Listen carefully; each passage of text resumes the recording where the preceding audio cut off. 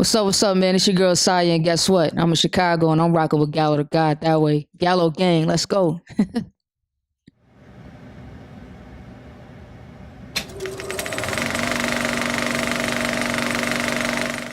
What's up? It's Nick Gallo, Gallo, the guy you know. I'm here with the one and only Saya. How are you? I'm good, man. I'm good. Yeah. Yeah. Well, you're back in Chicago. I know you be in and out a lot through, years. What's one thing that like really sticks out to you from this city? Because a lot of people don't come here. Either people are afraid, the whole stigma we have here. So what's one thing that sticks out to you here? I think you know what's crazy. Chicago has a vibe to it. Yeah, and the last time I was here, I caught a great vibe musically, so I wanted to come back and capture it again for the EP I'm working on called 13. Um, it's a great city. It's beautiful. Um, I'm not really worried about that South Side shit. I'm from the hood, so I mean, if you got to check in, check in. That's what you're supposed to do. So yeah. Nipsey Hussle. It's unfortunate what happened. I'm so happy that you made a freestyle to it.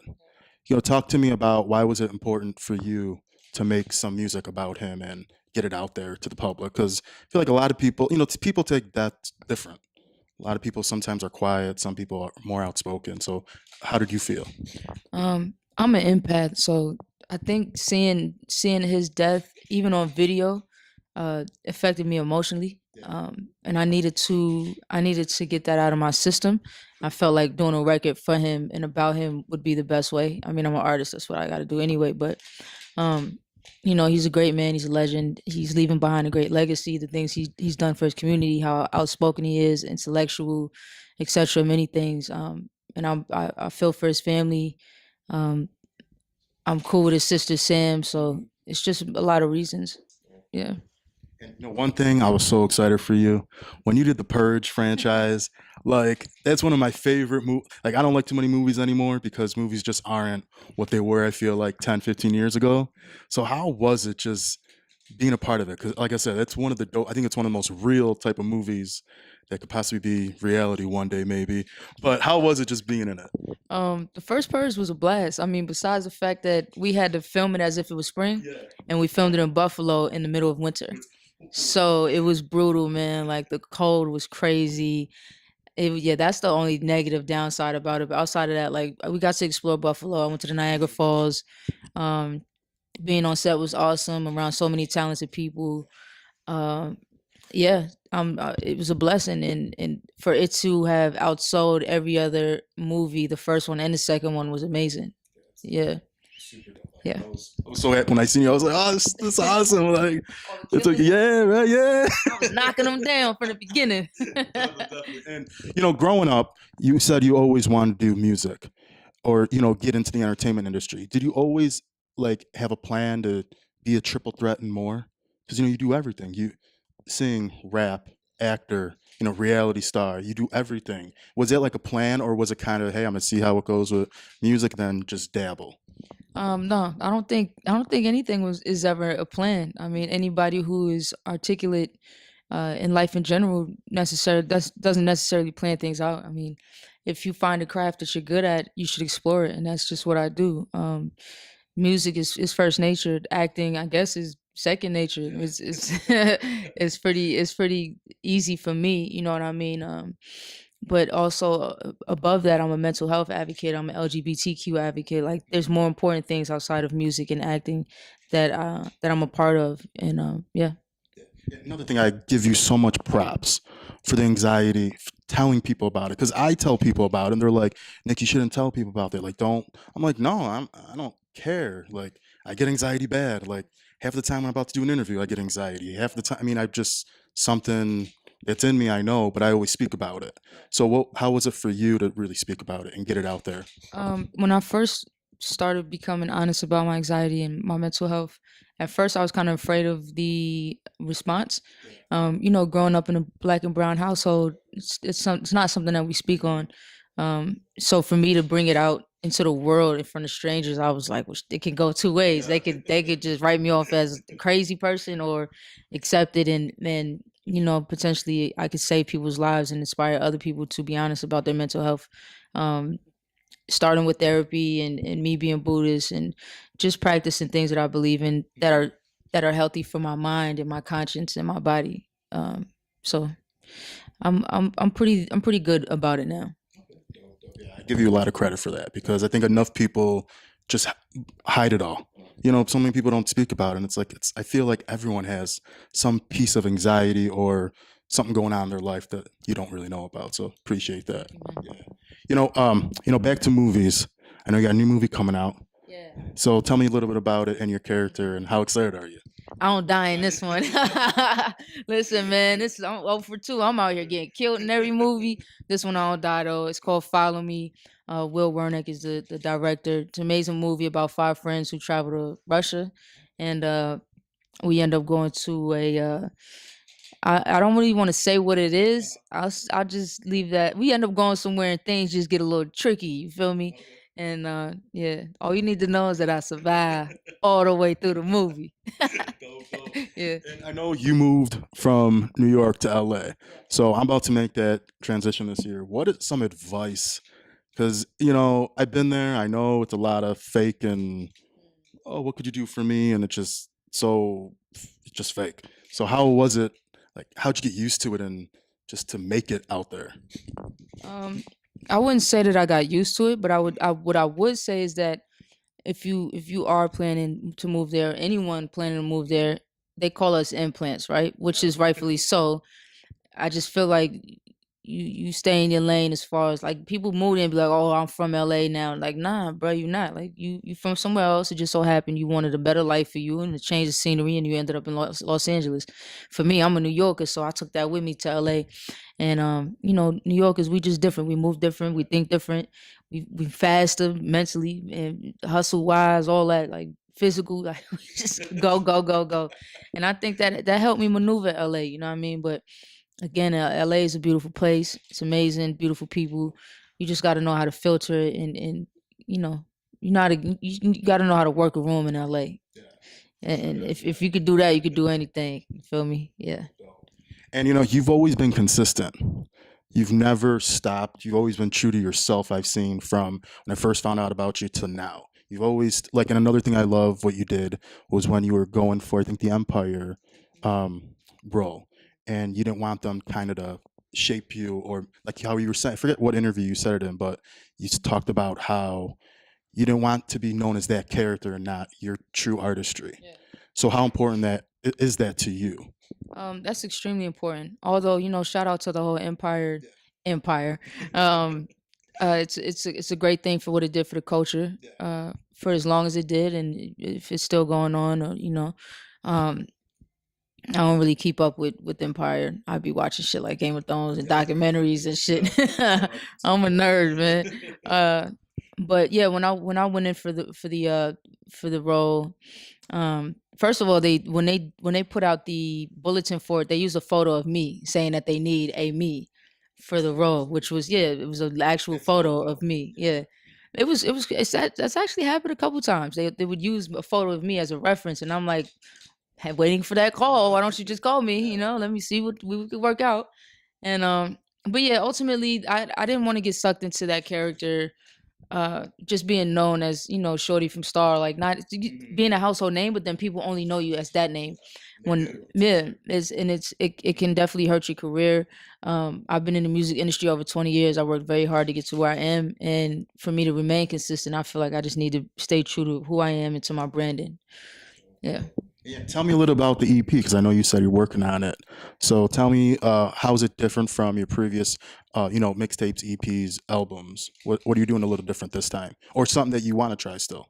Well, actually, 13 is, well, the album, the name of the EP is called 13. It's actually gonna be spelled out 13, but the E's are gonna be threes, and it's gonna be a plus sign. So it's 3 plus 3, 6 songs on the EP. Um, the whole idea behind the album work is gonna be eyes, so it's like third eye and threes again. 13 is the floor I was raised on in my projects. My building is the only building with the number 13 in the building. Yeah, so I'll put out a final statement on what the name of the title means. But the EP is actually just like a, how do you say it? How can we say it? It's like, when you listen to a song, you hear a bridge before the chorus. This EP is like the bridge before the album that I plan on dropping later on in the year. It's still gonna be a great body of work. It's gonna be fun. A lot of production will be done by my man Audio Dope. He did Slide. Um, he's amazing. I'm working with some cats. I'm out here working with Toxic, who is one of the co-producers for Bodak Yellow. Yes, talented guys. So it's gonna be a dope body of work. It's gonna be fun. And like I said, you've been in the game. What's one moment that just sticks with you that, like, when you were there, it could be anywhere, award show, party, anything. Like, damn, I made it. Like, I can't believe this is happening. Like, I'm here. All my hard work. Not saying everything is paid off, but like it's paying off. Like just being there. I don't. I would never say it was at an award show or at a party, anything like that. That type of recognition for me was when I would get emails and DMs from kids saying that I've inspired them or I've saved their lives or I've helped them come out the closet and be true to themselves. Always felt like that's more important than um, any self celebration that I could do. Even standing at a podium receiving an award, like that's mine. How you say it? It's um, momentary things, but for me, it's like I enjoy the gratification for the long term. So if you're saving somebody's life, to me, is more important. Um, I mean, although who doesn't want the shiny shit? But yeah, man, I worked extremely hard to be the inspiration for somebody else who's younger than me or older than me or at my same equal, and it's happening, and I'm proud of it.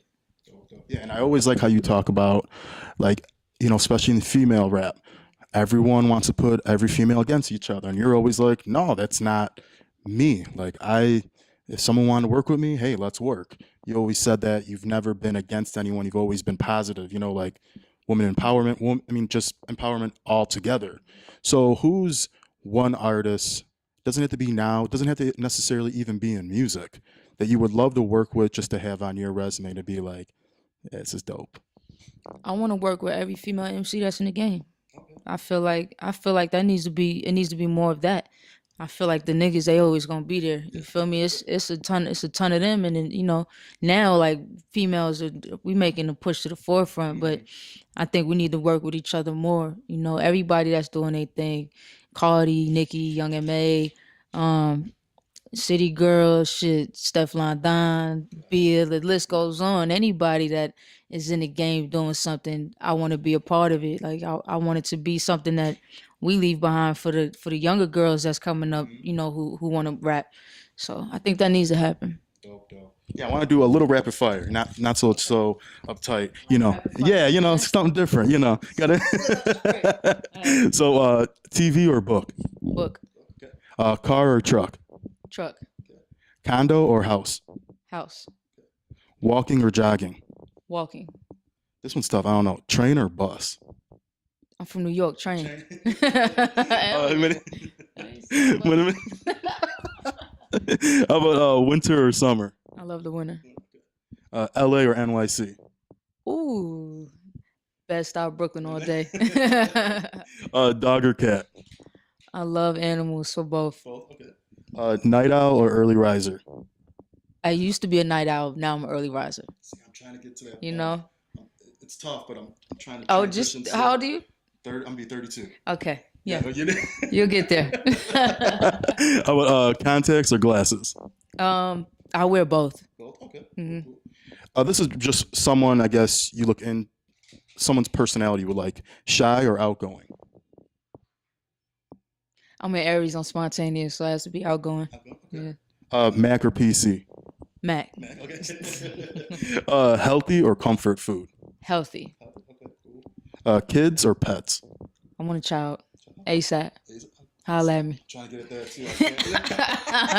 Wait. I don't. I never been with guys in my life. Okay, I'm a virgin. I'm a golden star. What I'm saying is to the females who want to have my baby, holla at me. Yeah. How about eyesight or hearing? Ooh, I know. I was trying to think. I'm an artist. I need to hear. I could be blind and still be creative. Yeah. True.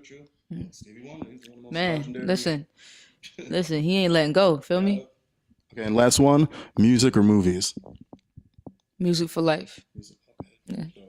Well, then, to wrap up, I guess, what is one thing on your bucket list? Doesn't have to be career-wise that you want to do still. Well, I guess you could say something on career wise and something just personally that you want to do still. I want to backpack. I want to backpack another country. I want to just leave everything here, my phone, electronics, take books, couple outfits, and like really just get up and go. And I want to do that with somebody that I genuinely love. So yeah, With technology today, I think that needs to yeah, be done more. yeah. I want to disconnect. I want to disconnect, and I want to see things that a lot of people would have thought I would have never been able to see, even including myself. So Say, I want to wish you all the best of luck on everything. Good luck on the EP, the movie. I be watching you. You keep going because, like you said, you're resilient. You never stop. I'm happy because I feel like a lot of artists are always. Another thing I love about you, you never try to keep rebranding yourself. You stay true to yourself, yeah. and people love it. You know what I'm saying? So, keep hustling, keep grinding, and yeah, it's Nick Gallo, Gallo the guy you know. Gallo, Here with Zaya.